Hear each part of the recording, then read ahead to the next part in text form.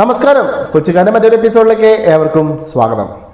അപ്പോൾ BJP നരേന്ദ്രമോദി ഈ വട്ടത്തെ Lok Sabha election വളരെ ഭയത്തോടു കൂടി തന്നെയാണ് കാണുന്നത്. അതിനുള്ള ഏറ്റവും വലിയൊരു ഉദാഹരണമാണ് ഇപ്പോൾ നടത്തിയിട്ടുള്ള ഈ മതവിദ്വേഷ പ്രസംഗം. പക്ഷേ ഈ പ്രസംഗത്തിനെതിരെ നടപടിയെടുക്കാനായിട്ട് ഇലക്ഷൻ കമ്മീഷന് സാധിച്ചിട്ടില്ല.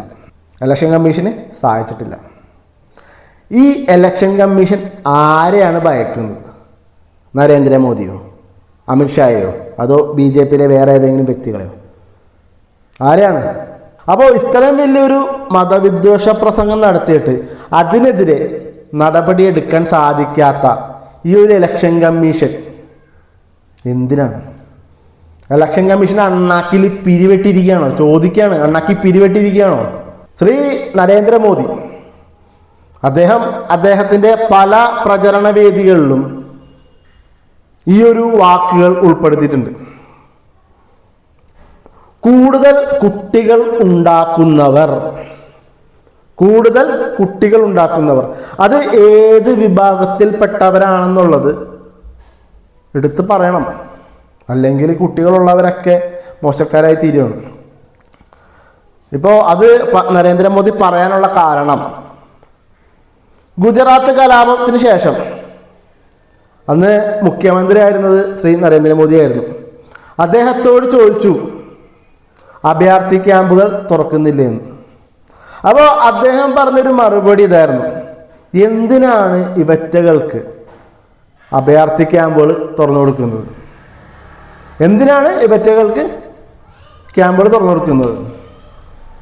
കൂടുതൽ കുട്ടികൾ ഉണ്ടാക്കുന്ന കേന്ദ്രമാക്കി മാറ്റാൻ താല്പര്യമില്ല എന്ന് ശ്രീ നരേന്ദ്രമോദി അന്ന് പറയുകയുണ്ടായി. അപ്പോൾ ഇക്കാര്യങ്ങളൊക്കെ അദ്ദേഹത്തിൻ്റെ മനസ്സിലുണ്ട്. കൂടുതൽ കുട്ടികൾ ഉണ്ടാക്കുന്ന വിഭാഗം എന്ന് ഉദ്ദേശിച്ചത് ഈ ഒരു മതവിഭാഗത്തെ തന്നെയാണെന്നുള്ളതിന് 100% ഉറപ്പാണ്. അത് തന്നെയാണ് അദ്ദേഹത്തിൻ്റെ പ്രചരണ വേദികളിലും റാലികളിലൊക്കെ അദ്ദേഹം എടുത്തെടുത്ത് പറയുന്നത്. ഒരു വട്ടമല്ല, 2 വട്ടം. എന്നാൽ ഇക്കാര്യങ്ങളൊന്നും ശരിയല്ല എന്നാണ് കുറെ ചാണക സംഖ്യകൾ പറയുന്നത്. അത് ഇങ്ങനെയല്ല, അങ്ങനെയല്ല, ഇങ്ങനെയാണ് എന്നൊക്കെയാണ് ചില ആളുകളൊക്കെ പറയുന്നത്. കിടന്ന് ഉരുളയാണ്. പറയാൻ പറ്റുമോ? ശ്രീ നരേന്ദ്രമോദി പറഞ്ഞത് തെറ്റായി പോയെന്ന് പറയാൻ പറ്റുമോ? പറഞ്ഞു കഴിഞ്ഞാൽ ഇലക്ഷനെ ബാധിക്കൂലേ? അതുകൊണ്ട് തന്നെ കിടന്നങ്ങ് ഉരുണ്ട് പെരുകയാണ്.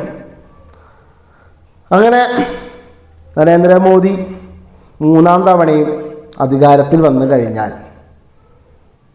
ഹിന്ദുക്കൾ ഒഴികെയുള്ള മറ്റുള്ള മതക്കാർക്ക് ഒരു സ്ഥാനം കണ്ടെത്താൻ ഇത്തിരി ബുദ്ധിമുട്ടുണ്ടാകും എന്നുള്ള കാര്യത്തിന് 100% ഉറപ്പാണ്. അത് ഏത് വിഭാഗമാണെന്നുള്ളത് നിങ്ങൾക്ക് ആലോചിച്ചാൽ മനസ്സിലാവും. എന്തിനാണ് ഇത്തരത്തിലുള്ള പ്രസംഗങ്ങൾ നടത്തുന്നത്? നിങ്ങളൊരു രാജ്യം ഭരിക്കുന്ന ഒരു പ്രധാനമന്ത്രിയല്ലേ? ഇത്തരത്തിലുള്ള കാര്യങ്ങളൊക്കെ പറയാവോ? കഴിഞ്ഞ ലോക്സഭാ ഇലക്ഷൻ 2ാം തവണ ശ്രീ നരേന്ദ്രമോദി വരാനുണ്ടായ കാരണം അത് ഞാൻ എൻ്റെ ഒരു പഴയ വീഡിയോയിൽ ഞാൻ പറഞ്ഞിട്ടുണ്ടായിരുന്നു. പഴയെന്ന് പറഞ്ഞാൽ 2-3 വീഡിയോയ്ക്ക് മുമ്പ് ഞാനൊരു വീഡിയോ ചെയ്തിട്ടുണ്ടായിരുന്നു. പുൽവാമ ഭീകരാക്രമണം അത് കറക്റ്റ് സമയത്ത് നടക്കുകയുണ്ടായി. പിന്നെ അതൊരു ഇലക്ഷൻ പ്രചരണ ആയുധമാക്കി ശ്രീ നരേന്ദ്രമോദി മാറ്റി. അതിനെതിരെയും ഇലക്ഷൻ കമ്മീഷൻ കമ എന്നൊരു അക്ഷരം മിണ്ടിയിട്ടില്ല. ഇലക്ഷൻ പ്രചരണത്തിന് ഈ പുൽവാമ ഭീകരാക്രമണം ഒരു ആയുധമാക്കിയായിരുന്നു BJP. അത് വിജയകരമായി മുന്നോട്ട് വന്നു. BJP അധികാരത്തിൽ വന്നു.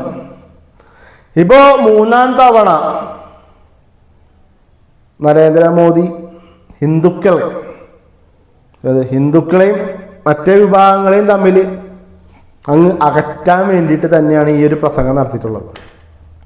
അല്ലെങ്കിൽ ഇത്തരത്തിലുള്ളൊരു പ്രസംഗം ഈ ഒരു സമയത്ത് നടത്താൻ പാടില്ലായിരുന്നു. എന്നാൽ ഇതിനെതിരെ ഒന്നും കമ എന്നൊരു അക്ഷരം മിണ്ടാത്ത ഇലക്ഷൻ കമ്മീഷന് ആദ്യം ഒരു സല്യൂട്ട് കൊടുക്കണം. ഇത്തരത്തിലുള്ള ആളുകളൊക്കെയാണല്ലോ അവിടെ പിടിച്ചിരുത്തിയിരിക്കുന്നത്. ഇലക്ഷന് എന്ത് സത്യാവസ്ഥയാണുള്ളത്? ഇലക്ഷൻ എന്ത് സത്യാവസ്ഥയുള്ളത്? ഈ BJPക്ക് വേണ്ടി ഈ അടിമപ്പണി ചെയ്യുന്ന ഇലക്ഷൻ കമ്മീഷൻ, ഇവരെ എന്ത് വിശ്വസ്തയോടു കൂടിയാണ് നമ്മൾ ഈ ഇലക്ഷന് പോയി വോട്ട് ചെയ്യുക? അതിന് നിങ്ങളൊരു ഉത്തരം പറയണം. EVM സ്കാമിനെ കുറിച്ച് നമ്മൾ കേട്ടിരുന്നു. അത് നടക്കുന്നുണ്ടെങ്കിൽ ഇലക്ഷൻ കമ്മീഷൻ ഇതിനെക്കുറിച്ച് എന്തെങ്കിലും അക്ഷരം ഉണ്ടോ? അവരുടെ അറിവോടുകൂടി ഈ ഒരു കാര്യം നടക്കില്ലേ? അല്ലെങ്കിൽ ഇലക്ഷൻ കമ്മീഷൻ ഇതിനെതിരെ ഒരു നടപടി എടുക്കേണ്ടതായിരിക്കുന്നു. അവരെടുത്തിട്ടില്ല. അപ്പോൾ അങ്ങനെ നരേന്ദ്രമോദി ഇനി 3ാം തവണയും വന്നു കഴിഞ്ഞാൽ അത് ഇന്ത്യയുടെ ഒരു വിധിയായിട്ട് തന്നെ കണക്കാക്കേണ്ടിയിരിക്കുന്നു. ഇപ്പോൾ ഉത്തരേന്ത്യയിലൊക്കെ ചെന്ന് കഴിഞ്ഞാൽ ശ്രീ നരേന്ദ്രമോദിയെ കാണുന്നത് ഒരു ദൈവതുല്യനായിട്ടാണ്. ദൈവത്തെ പോലെ ചില ആൾക്കാർ ആരാധിക്കുന്നു. ദൈവമാണ് നരേന്ദ്രമോദി എന്ന് പറയുന്ന ആളുകൾ വരെ ഉത്തരേന്ത്യയിലുണ്ട്. എന്തുകൊണ്ടാണ്?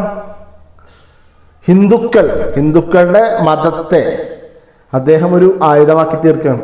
ഇപ്പോൾ അയോധ്യ, എന്തിനാണ് രാമക്ഷേത്രം ഇത്ര പെട്ടെന്ന് പണി പൂർത്തിയാകാതെ ഇത്ര പെട്ടെന്ന് തുറന്നു കൊടുത്തത്? ഇത് തന്നെ കാരണം. ഈ 2024 നടക്കുന്ന ഈ ഒരു ലോക്സഭാ ഇലക്ഷൻ മുന്നിൽ കണ്ടുകൊണ്ട് തന്നെയായിരുന്നു അന്ന് അത് തുറന്നു കൊടുത്തിരുന്നത്. അന്ന് മുഖ്യ കാർമ്മികത്വം വഹിച്ചതോ ശ്രീ നരേന്ദ്രമോദി. എല്ലാം കൂട്ടി വായിക്കുമ്പോൾ നമുക്ക് മനസ്സിലാവും, ഹിന്ദുക്കൾക്ക് ഒരു ഊർജം പകരണം. രാമക്ഷേത്രം എന്ന് പറയുന്നത് ഹിന്ദുക്കളുടെ ഒരു വലിയൊരു അഭിമാന പ്രശ്നം തന്നെയായിരുന്നു. അതിനെ തലമുക്കി എടുത്ത് കാണിച്ചു കൊടുത്തായിരുന്നു ശ്രീ നരേന്ദ്രമോദി. അപ്പോൾ ഈ ഒരു അയോധ്യ ക്ഷേത്രം 2024 ഇലക്ഷന് മുമ്പ് തുറക്കുകയാണെന്നുണ്ടെങ്കിൽ ഒരു ഇമേജ് കിട്ടുക ശ്രീ നരേന്ദ്രമോദിക്ക് തന്നെയാണ്. കൂടാതെ ഈ കാർമ്മികത്വം വഹിക്കുന്നതും ശ്രീ നരേന്ദ്രമോദി. അപ്പോൾ അവിടെ ഉണ്ടാവുന്ന ഒരു ഇമേജ്, ദൈവത്തെ പോലെയുള്ളൊരു ഇമേജാണ് അവിടെ ഉണ്ടാകുന്നത്. അത് ഹിന്ദുക്കൾ നമ്മുടെ സൗത്തിലേക്ക് വരുമ്പോൾ അത്ര അത് ബാധിക്കുന്നില്ല. പക്ഷേ നോർത്തിലേക്കൊക്കെ ചെല്ലുമ്പോൾ അദ്ദേഹം ഒരു ദൈവമാണ്, ദൈവതുല്യനാണ് എന്നൊക്കെയാണ് കാണുന്നത്. അപ്പോൾ മറ്റുള്ള മതവിഭാഗങ്ങളെ ഒഴിച്ചു മാറ്റി നിർത്തി ഹിന്ദുക്കൾക്ക് മാത്രം പ്രാധാന്യം കൊടുത്തുകൊണ്ടുള്ള ഈ ഒരു രീതി, അത് ഒട്ടും യോജിക്കാനാവില്ല. അതേപോലെ തന്നെ ഈ ഒരു വിഭാഗത്തെക്കുറിച്ചുള്ള ഈ ഒരു പ്രസംഗവും അതിനെക്കുറിച്ചും നമുക്ക് യോജിക്കാനാവില്ല. അപ്പോൾ എല്ലാവരും ഇതൊക്കെ ആലോചിച്ച് കണ്ടുകൊണ്ട് മാത്രം വോട്ട് ചെയ്യുക.